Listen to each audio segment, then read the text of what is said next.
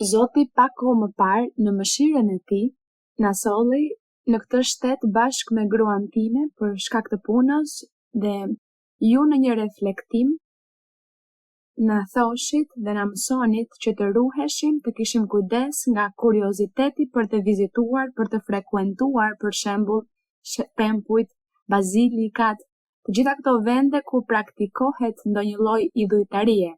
Pyetja ime personale është, unë e kuptoj se vendet ku njerëzit mblidhen dhe praktikojnë këto aktivitete, Zotit nuk i pëlqejnë këto, por a është keq para Zotit që ne le të themi të shkojmë në vende që janë arkeologjike, që janë rënoja që ndoshta para 1000 apo 2000 vjetësh kanë shërbyer si tempuj, por që sot janë vende turistike, arkeologjike, historike.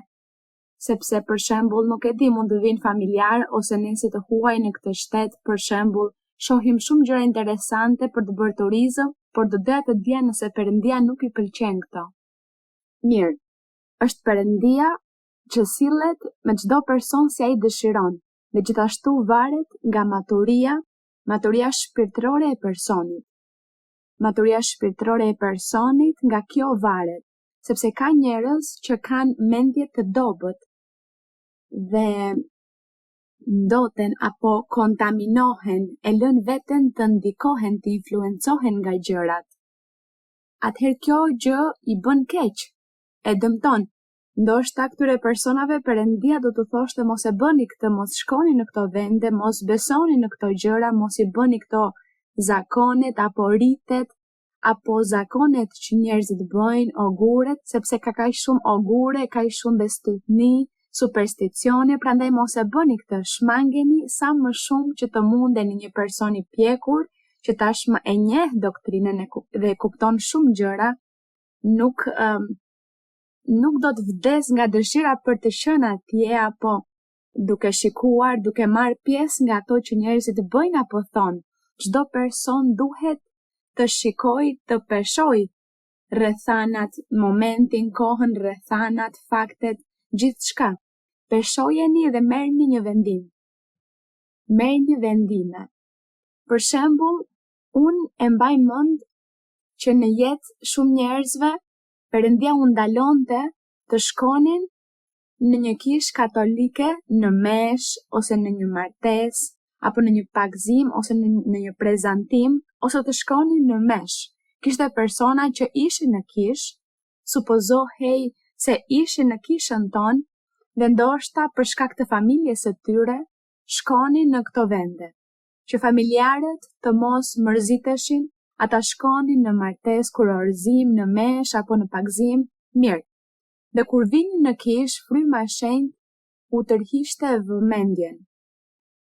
Dhe i thoshte për shembull, ti nuk e pse të shkosh në ato vende. Një herë mbaj mend se një i ri që nuk e di, ai kishte kohë në kishë, ishte pagzuar në kishën tonë, ishte një besimtar i rregullt, por ndonjëherë thoshte se kishte një mikesh, disa mikesha, dhe mikesha e ftoi në një mesh, në meshën katolike, dhe ai shkoi në mesh dhe filloi të lutej atje me mendje, i lutej Perëndisë.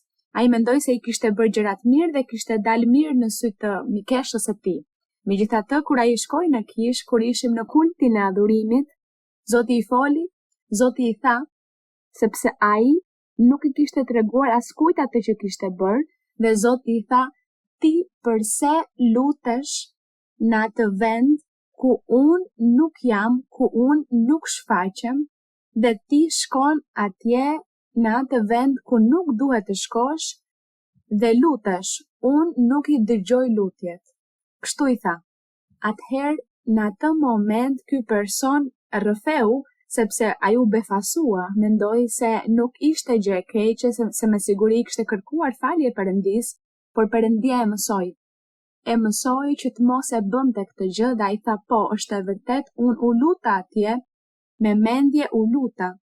Dhe Perëndia i bëri, i tërhoqi vëmendjen, i tha se ai nuk e kishte dëgjuar atë. Shiko, Perëndia e dinte se ai u lut, por nuk ja pranoi lutjen. Perëndia dëgjon gjithçka, por që të pranoj është kjo është tjetër gjë. Atëherë, njerëzit mund të thrasin, të drejtohen Perëndis për shumë gjëra dhe Perëndia dëgjon, po më thrasin, po më kërkojnë, por unë nuk do të veproj dhe as nuk do t'ju jap atë që më kërkojnë sepse e bëjnë gabim.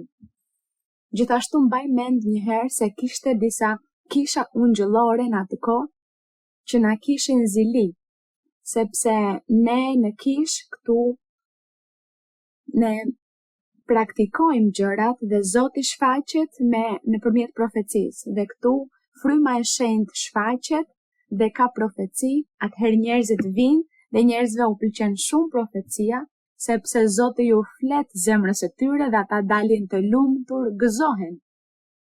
Dhe kështu që përhapet fama e të gjitha këtyre gjërave dhe arrin në veshët e besimeve të tjera fetare.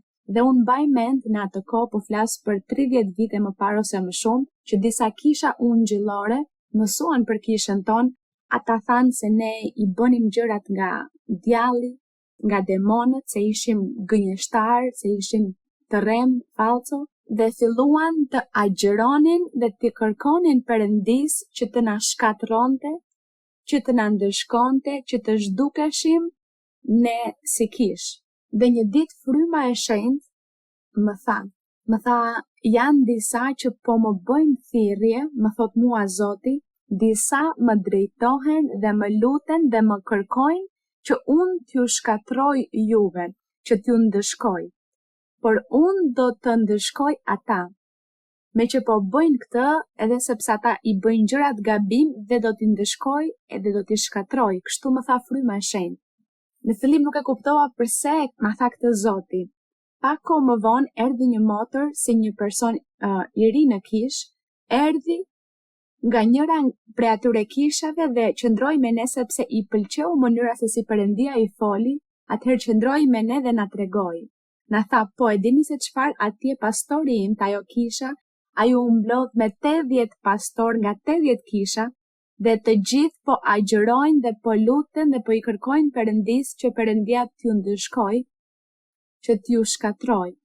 Dhe aty, unë e konfirmova atë që fryma e shenjtë më kishte thënë. Por gjëja më e bukur ishte se Zoti më kishte thënë, juve nuk do t'ju ndëshkoj, por do të ndëshkoj ata. Kështu që Perëndia na mëson. Gjithashtu ishte një herë një grua që kishte shumë pak kohë në kish, kishte vetëm disa muaj në kish, dhe vajzat e saj shkonin në një shkollë katolike. Dhe duke qenë se shkonin në një shkollë katolike, ata atje i detyrojnë të bëjnë kungimin e parë dhe gjërat e tjera. Atëherë ajo kur erdhi me ne, kuptoi që Perëndia nuk ishte në kishën e saj katolike dhe se Perëndia po shfaqej me ne. Ajo e respektoi këtë dhe u shqetësua për vajzat e saj, sepse na tha, nëse vajzat e mia nuk do t'i lejoj që të bëjnë kungimin e parë, dhe nëse nuk e bëjnë kungimin e parë, do t'i përjashtojnë nga shkolla, sepse ky ishte rregulli në atë shkollë. Dhe ajo ishte e shqetësuar.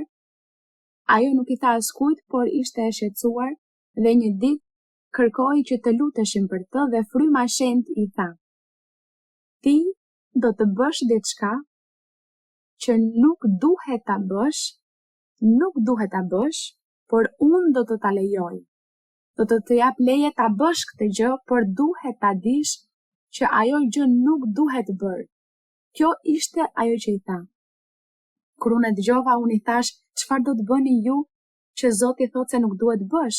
Çfarë është? Ajo më tha kungimin e parë të vajzave të mia.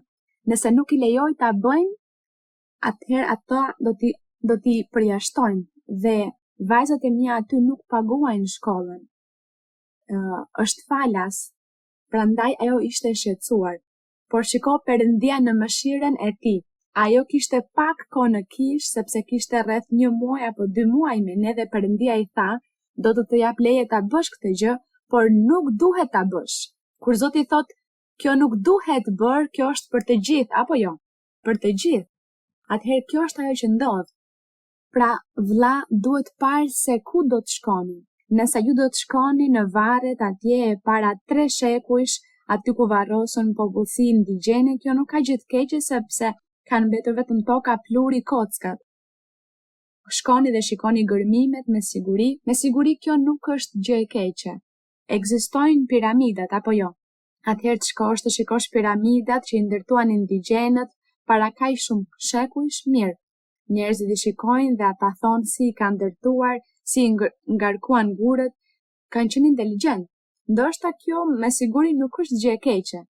Por nëse ju shkoni të shihni ndonjë gjë tjetër, ashtu siç ndodhi me atë person që shkoi në kishën katolike në Mesh, apo shkonin në martesë apo në kungimin e parë, atëherë në atë rast Perëndia është xheloz dhe Perëndia ndihet xheloz nga kjo. Unë dëgjoj dhe njoh shumë vende turistike, sidomos që kanë të bëjnë me pjesën e kulturës indigjene, apo jo, të paraardhësve të këtu në territorin e Amerikës. Paraardhësit, popullsia indigjene që janë bërë indigjen, sepse ata vinin nga Europa. Ata të gjithë erdhën nga Europa. Dhe këtu në Amerikë nuk ishte njerëz të gjallë. Dhe njerëzit ikën nga Europa, ikën dhe erdhën këtu në Amerikë. Dhe meqense nuk ishte qytetërim këtu, ata u bën indigjen sepse ju desh të hanin dhe të flinin si kafshët, të hanin ashtu siç hanin kafshët, dhe më vonë ju desh të bëheshin bashkë dhe të formonin, të krijonin një qytetërim. Dhe kjo është ajo që ne shohim në Amerikë, në të gjithë Amerikën, Amerikën jugore, qendrore, Amerikën e Veriut, këtu Meksika po ashtu është pjesë e Amerikës së Veriut. Pra, jeta e paraardhësve.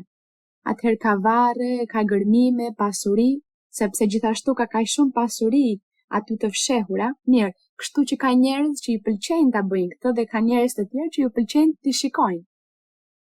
Ndoshta nga ky këndvështrim, nëse shihni kështu, ndoshta nuk po e ofendoni Perëndin, dhe as nuk po ndoteni, kontaminoheni dhe as nuk ndaloni së besuari në Perëndi, duke parë ato që kanë ekzistuar, ato që kanë ndodhur. Kështu që pjesa tjetër është të jesh në praktika fetare të besimeve të gjalla, le të themi kështu, që janë prezente në atë moment. Në këtë rast po është diçka e keqe që dikush të shkojë atje për të parë. Dhe e njëjta gjë po ashtu me oguret dhe supersticionet që kishin paraardhësit. Paraardhësit kishin po ashtu shumë ogure dhe supersticione, bestytni. Edhe sot ka shumë njerëz që besojnë në të gjitha këto gjëra.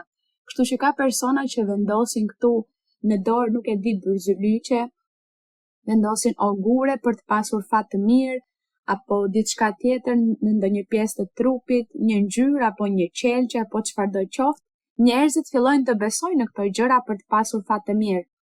Ne tani që kemi njohur Perëndin, fati ynë i mirë është Perëndia ynë. Atëherë nuk ka nevojë që ne të vendosim të gjitha këto zbukurime në trup si hajmali.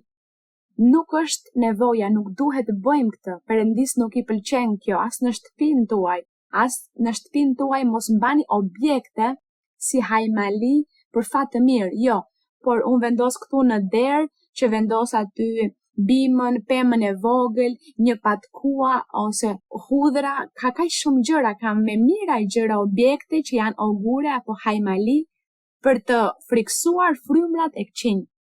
Frymrat e këqij ne i trembim me lutje. Nuk ka nevojë për hajmali sepse unë i drejtohem Zotit dhe ai më ruan dhe më çliron nga të gjithë frymrat e këqij, nga magjit, nga mallkimet. Perëndia na ruan kur ne kemi besim tek ai, lexojmë Biblën dhe i lutemi Zotit. Sigurisht që nuk kemi nevojë për objekte. Dhe në kulturat e sotme për turistët u ofrohen shumë nga këto gjëra turistit. I thonë që do ta pastrojnë këto gjëra nga frymrat e këqij, nga energjitë e këqija, nga ndikimet e këqija që do ta pastrojnë, të gjitha këto janë bestytni, besime. Për ne jo, sepse ne tani kemi Zotin dhe është ai që na pastron dhe na çliron nga të gjitha këto. Prandaj le të mos i bëjmë këto gjëra. As që të hahet X gjë apo të pihet X gjë për këtë apo për atë, jo. Le të mos e bëjmë Zotin xheloz, sepse Zoti është xheloz dhe ai dëshiron që vetëm atij t'i japim nderin dhe lavdin. Të lavdërojmë vetëm atë dhe të lëmë çdo gjë tjetër, ta lëm atje si diçka që ka kaluar, si diçka që nuk na duhet, që nuk ka asnjë kuptim për jetën time, për jetën tonë këto gjëra nuk kanë asnjë rëndësi apo kuptim.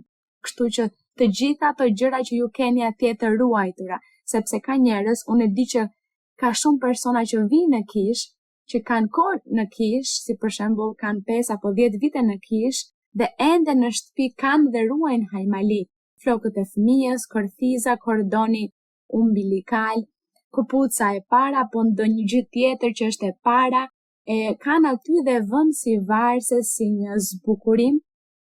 Të gjitha këto, ju bëni të gjitha këto dhe ju jeni si të lidhur në jetën tuaj shpirtërore dhe kjo bën që Perëndia të vonohet shumë për t'ju dhënë bekime.